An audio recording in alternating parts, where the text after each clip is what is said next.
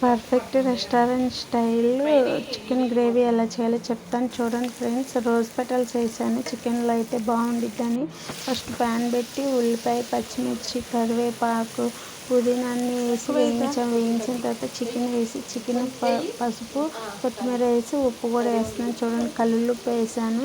అన్నీ వేసి కలిసిన తర్వాత అల్లం వెల్లుల్లి పేస్ట్ వేస్తున్నాను. అల్లం వెల్లుల్లి పేస్ట్ వేసిన తర్వాత ఒక 10 మినిట్స్ అలాగ ఉడికించిన తర్వాత టమాటాలకు వస్తుంది కదా, నువ్వులు, వేరుశనగ పప్పులు, కొబ్బరి ఇవన్నీ మిక్సీ పట్టి గ్రేవీ మంచిగా వచ్చిందని అవి దోరగా వేయించి మిక్సీ పట్టి పేస్ట్ వేసాము. వేసిన తర్వాత టమాటాలు కూడా మిక్సీ పట్టి వేసాము. వేసిన తర్వాత దానిలో మంచిగా సరిపడా నీళ్లు పోసి కారం వేసాము. కారం బాగానే 4-5 స్పూన్లు వేసాము, ఎందుకంటే ఎక్కువ మంట లేదని. 4-5 స్పూన్లు కారం వేసిన తర్వాత ధనియాల పొడి, గరం మసాలా కూడా వేసాము.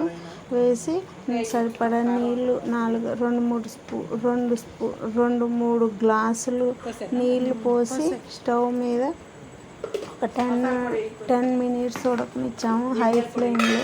మంచిగా కుక్ అయింది. సూప్గా మంచి గ్రేవీగా చికెన్ కూడా మెత్తగా ఉడికింది.